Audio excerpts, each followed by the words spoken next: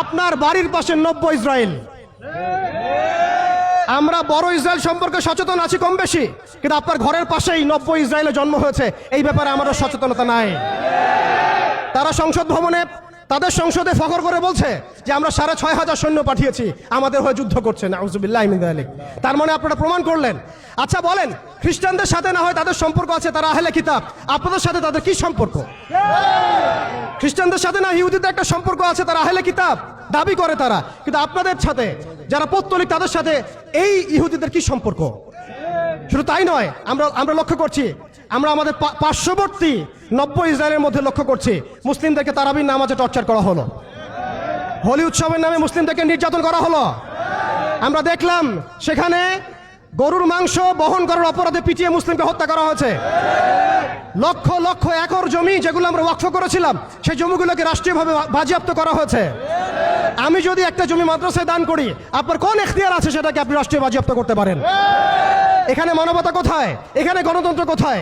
এখানে এই United Nations কোথায়? ইউরোপিয়ান ইউনিয়নগুলো কোথায়? আপনাদের এই সব তথাকথিত তন্ত্রমন্ত্রগুলো এবং তথাকথিত মতবাদগুলো একটা এজেন্ডাই বাস্তবায়ন করছে, তারা পুরো বিশ্বে শুধু দাজ্জালের শাসন কায়েম করতে চায়। এখন মুসলিম ভাইরা, সর্বশেষ কথা হচ্ছে, আমরা উদাত্তভাবে আহ্বান জানাবো, আপনি যে কোনো ধর্মের হন, যে কোনো বর্ণের হন, আপনি যে কোনো ভাষার হন, যে কোনো জাতির হন, আপনি জালেমের পক্ষ নিয়েন না, মাজলুমের পক্ষ নেন। এখানে আমরা আপনাদেরকে কটাক্ষ করতে আসি নাই, আমরা সত্য উন্মোচন করতে আসছি। আপনি জালেমের পক্ষ নিয়েন না, মাজলুমের পক্ষ নেন। আল্লাহ চান তো কোনো না কোনো দিন আল্লাহ আপনাকে হেদায়েত দিবেন ইনশাআল্লাহ। আপনি মানবতার দাবি থেকে এই জায়গায় দাঁড়ান। এই অবস্থা যখন চলছিল তখন কি আমরা ঘুমিয়েছিলাম? উত্তর না। বিগত 100 বছর আমরা ঘুমিয়ে থাকি নাই, সবাই চেষ্টা করেছে কম বেশি, কিন্তু এইসব তন্ত্রমন্ত্রের জালের মধ্যে পড়ে, এইসব তন্ত্রমন্ত্রের গোলকধাঁধায় পড়ে, এইসব নৈতিকতার অবক্ষয়, ইমানের দুর্বলতা, হারাম খাওয়া, সুদে লিপ্ত হওয়া, আমাদের এই মাদক, এই জেনা, এই ফ্রি মিক্সিং, এই পর্নোগ্রাফি, এই সমস্ত কিছুর মধ্য দিয়ে আজকে আমরা আমাদের সেই ইমানি জাজবাকে হারিয়ে ফেলেছি। এখন সময় হচ্ছে সেই জাজবাকে আবার ফিরিয়ে নিয়ে আসা।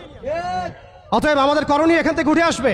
দেখুন, আপনি গাজায় গিয়ে যুদ্ধ করতে না পারলেও যে অনিবার্য যুদ্ধ তারা আমাদের উপর চাপিয়ে দিবে, সেটা কিন্তু এই অঞ্চলের দিকেও ছড়িয়ে পড়বেই পড়বে। কারণ হাদিসের মধ্যে এসেছে যে মাসিহুদ দাজ্জাল পুরো বিশ্বকে শাসন করবে, শুধুমাত্র মক্কা মদিনায় ঢুকতে পারবে না। অতএব সারা বিশ্বের মধ্যে সে যুদ্ধের দাবানল ছড়িয়ে দিবে, এতে কোনো সন্দেহ নাই।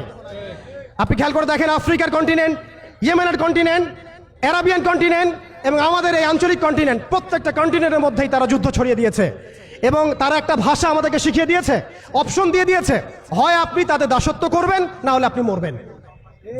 তারা আপনাকে আমাকে একটা অপশন দিয়েছে, আপনি তাদের দাসত্ব করেন, তারা আপনাকে ভালো রাখবে, আপনি তাদের দাসত্ব করবেন না, তারা আপনাকে মাটির সাথে মিশিয়ে ফেলবে।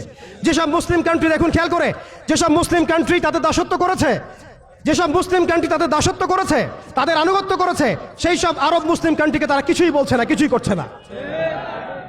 তাদের কাছে তেল আছে, সেই তেল তারা দিচ্ছে, তাদের কাছে অর্থনৈতিক সাপোর্ট আছে, এটা তারা দিচ্ছে। তাদের জমি ব্যবহার করে সেখানে বোম্বিং করা হয়েছে।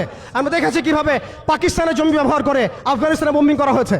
আমরা দেখেছিলাম ইরাক ইরান যুদ্ধ লাগিয়ে সেখানে বোম্বিং করা হয়েছিল। আমরা লিবিয়া, সোমালিয়া, মালি, এই তারপরে আপনার ইয়েমেন, জর্ডান, লেবানন, প্রত্যেকটা জায়গার মিসাল দিতে পারি যেখানে মুসলিম ভূমিগুলোকে ব্যবহার করে তারা মুসলিমদের উপর বোম্বিং করেছে আর মুনাফিকদেরকে তাদের সহযোগী হিসেবে রেখেছে। অতএব তাদের অপশন হচ্ছে, হয় আপনি তাদের দাসত্ব করবেন, না হলে মরবেন। যারা দাসত্ব করেছে তারা সুখে আছে, তাদের কোনো সমস্যা নাই। ইভেন গাজ্জাবাসীর কান্না ওদের কানে পৌঁছায় না, এই বাচ্চাদের মগজের খুলি তাদের কাছে, তাদের চোখে ভাসে না, এই বন্ধের ধর্ষণের চিৎকার তাদের কাছে যায় না, এই শিশুদের হাহাকার তাদের কাছে যায় না, এক ফোঁটা পানির জন্য তারা কাঁদছে, এই কান্না তাদের কাছে যায় না। তাদের এই হৃদয় নেফাক দিয়ে এমনভাবে পরিপূর্ণ হয়ে গেছে, তাদের কাছে এই মানবতাহীনতার এই কাজগুলো, দৃষ্টান্তগুলো ওদের কলবের মধ্যে কোনোই দাগ কাটছে না। প্রিয় ভাইরা, এটা কেন হয়েছে? তাদের নেফাকির কারণে। অতএব আপনি যদি দাসত্ব করেন, নেফাকিতে চলে যান, আপনারও কোনো সমস্যা হবে না। কিন্তু আমি অনেস্টলি প্রশ্ন করতে চাই, আপনার মধ্যে কি আল্লাহর ভয় নাই?